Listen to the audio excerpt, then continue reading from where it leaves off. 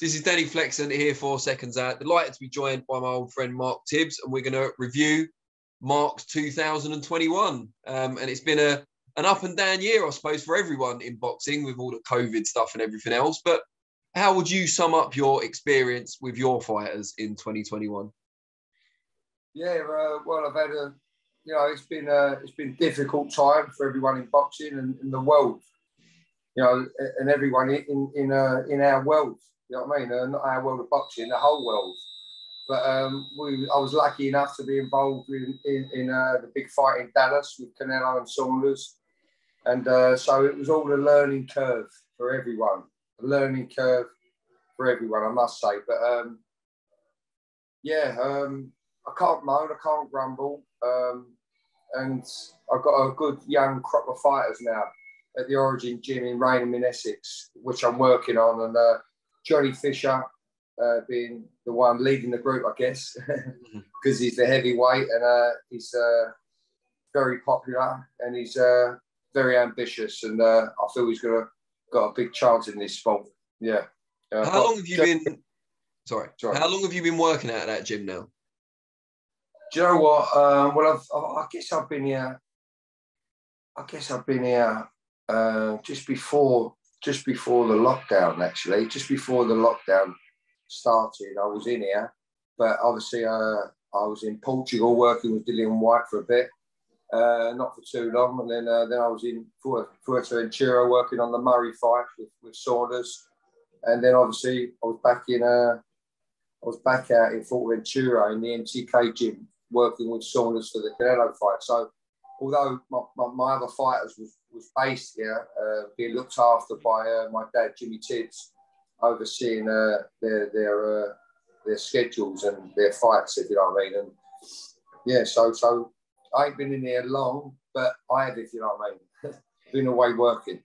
How's the gym kind of developed over the last 12 months? I know your dad's working with you more than he was perhaps in the past when you were at the other gym. What's it been like? Yeah, no, it's a fantastic base for me. It really, really works. And it's come at the right time in my life, I should say, because it just feels right. It's right. I've got good people around me. I've got all the facilities I need. With every fighter I've got on my plate or every fighter that comes to me that I wish to work with, I've got all the necessary equipment, and I don't need to go anywhere. You know what I mean? So I've got everything here. VO2 testing things. I've got good strength and conditioners around me. One in particular I work with all the time, and I won't work with no other strength and conditioner because he's coach-led. His name's Sonny Cannon, and he does a fantastic job with John Hedges and Johnny Fisher and all my fighters. And some fighters coming through. Yeah, he does good work with them. Tommy Fletcher as well. Tommy Fletcher, yeah. Great stuff. Now, you mentioned the experience out in Dallas for Canelo against Saunders. How do you reflect on that experience now? What did you, was it overall a positive experience? Did you learn a lot from it? How do you make it now? It was a learning curve, Dan. It was a learning curve. It was nothing. It was a learning curve. I expected everything what happened in the build up and everything. I worked with Saunders a long time. We done our best we could do, and unfortunately got injured. So it was a great experience, and unfortunately, what happened. But it was. I'm sure a lot of trainers would love to have been in my position in the biggest fight in the world of boxing, to date. Anyway, for me, for sure. So yeah, it was a great experience. And having seen Canelo up close from the corner and trying to kind of pit your wits against him and his team, how good is he? He's a pound for pound great, isn't he? You know yourself. I mean, I can't sell you that anymore. He's consistent and consistent. He's been a true professional over the years. That's why he is what he is, and he makes his job effortlessly. He makes his job look. And but that man's been through pain barriers since he's been young, and obviously he's worked his craft and his art, and that's why he is pound for pound great. Now let's talk about the two Johnnies, Fisher and Hedges. Although I don't know if Hedges likes to be Johnny, he's more of a John, isn't he? But either way, what do you make of the steps they've taken this year? Yeah, they've had great opportunities presented to them by their promoter in Matchroom and Eddie Hearn. You know, but they work hard at their job.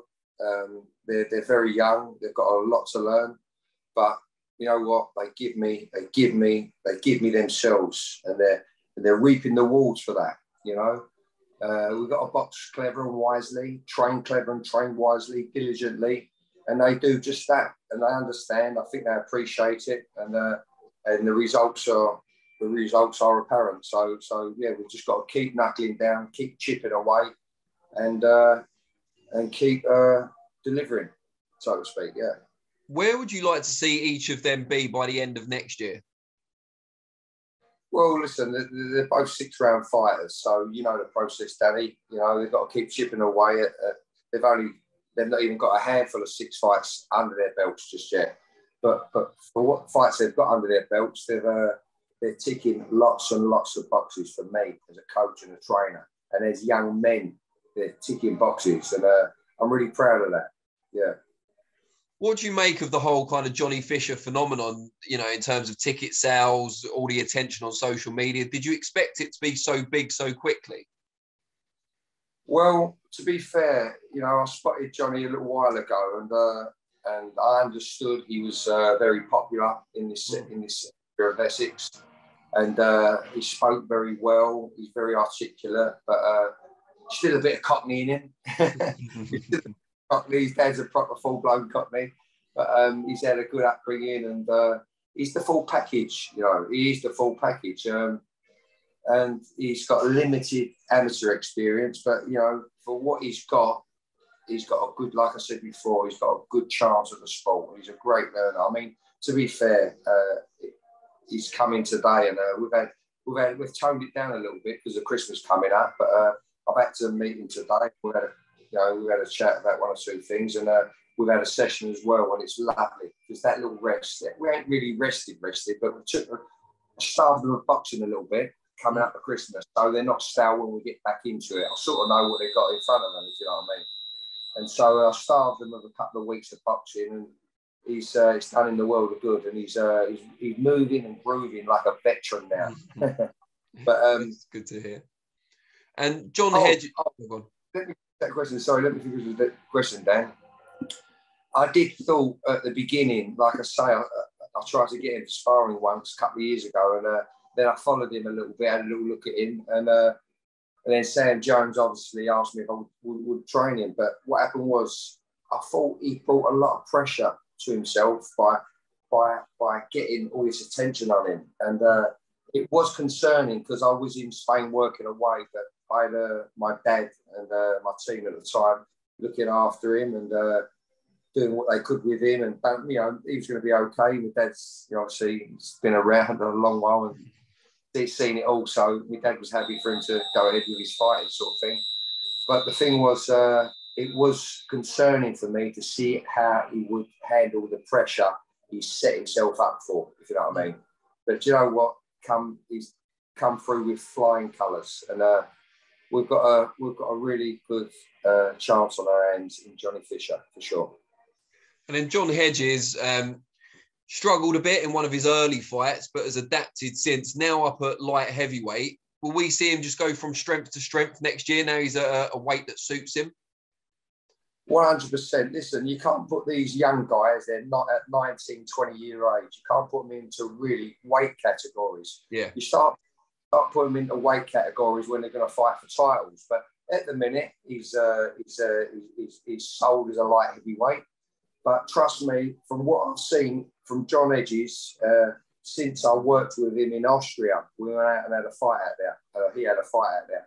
But from what I've seen from him and how he's grown, he will be, I've said it before and I'll say it again, he will be the next Tyson Fury if he's still under 6 or 7 years' time.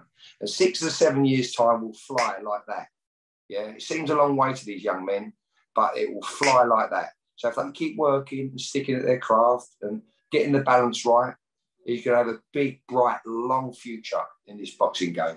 John Hedges will. Now, you obviously see a lot of fighters that you don't train as well, whether you're taking your fighters to other gyms for sparring or people that pass through your gym. Just tell us one or two that we should maybe look out for in 2022. What? Other fighters that yeah. Called me. You've put me on maybe someone that's come in the gym and you've noticed them sparring your lads and you think, oh, he's not bad, actually. He's quite good, or anyone like that. To be fair, you've put me on the spot there, Danny, because, you know, where I work closely with my, you know, I try to get established champions when they come in to my gym to work with my young guys. So talking Craig Richards and Dan Aziz and people like that just in front of my guys that my guys can learn off. And but there's loads of good fighters out there that, you know, youngsters coming through, and that Pro Bellum have just signed up a few good fighters, and I've had a look at them, and don't ask me to remember their names. When you work what did you make of Keiva Legiarco, who was out in Spain with Billy? Yeah, that's one other guy. Listen, he's got all the attributes. He's very exciting. He's very, very exciting. He's got a nickname, yeah? What's his nickname? Black Thunder? The Black Thunder, yeah. Black Thunder, lovely guy. Built right, trains right. He's got the style. I understood why Billy Joe hired him for sparring. And I'm excited to see what he does. Yeah, so he's a fighter that I'm going to keep an eye on, and he's a lovely young man as well. So yeah, he's exciting. Now, before I let you go, what would you like? Where would you like to be by the end of next year? Either you or your stable, whatever. What's the dream? I don't like to share my dreams with a lot of people. Fair enough. But I just want to maintain our health and look out for each other and keep plugging away. But I've got some aspirations in which I'm working on involving boxing, and we're working on them right now. So all I can say is watch this space. Great stuff. Mark, really appreciate it. Have a great Christmas and New Year, and we'll catch up again in 2022. Lovely, Danny. Thanks for the this time, and God bless, and have a happy Christmas yourself. Thanks, mate. Take care.